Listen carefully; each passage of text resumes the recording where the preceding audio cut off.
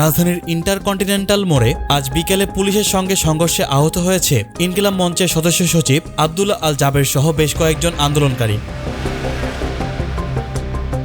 জাতিসংঘের অধীনে শহীদ ওসমান হাদির হত্যা তদন্ত ও দোষীদের বিচারের দাবিতে কর্মসূচি পালন করছিল সংগঠনটি। শুক্রবার বিকেল 4:30টার দিকে ইনকিলাব মঞ্চের নেতাকর্মীরা ব্যারিকেড ভেঙে প্রধান উপদেষ্টার বাসভবন যমুনার দিকে অগ্রসর হলে পুলিশ তাদের বাধা দেয়। পরিস্থিতি নিয়ন্ত্রণে আনতে পুলিশ জলকামান, টিয়ার গ্যাস ও সাউন্ড গ্রেনেড ব্যবহার করে বলে অভিযোগ আন্দোলনকারীদের। এ সময় সংঘর্ষ ছড়িয়ে পড়লে বেশ কয়েকজন আহত হন। ইনকিলাব মঞ্চের দাবি, সদস্য সচিব আব্দুল্লাহ আল জাবের গুলিবিদ্ধ হয়েছেন এবং শতাধিক নেতাকর্মী আহত হয়েছেন। তবে হাসপাতাল পুলিশ ফাঁড়ির ইনচার্জ মোহাম্মদ ফারুক জানিয়েছেন 3 জনকে চিকিৎসা দেওয়া হয়েছে, তবে কেউ গুলিবিদ্ধ নয়।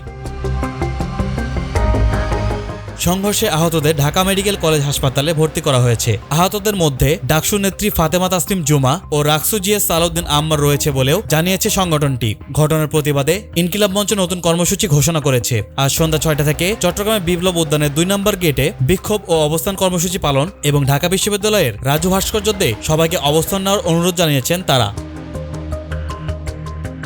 উল্লেখ্য, হাদি হত্যা তদন্ত জাতিসংঘের অধীনে নেওয়ার দাবিতে বৃহস্পতিবার সন্ধ্যা থেকেই যমুনার সামনে অবস্থান কর্মসূচি চালিয়ে আসছিল ইনকিলাব মঞ্চ।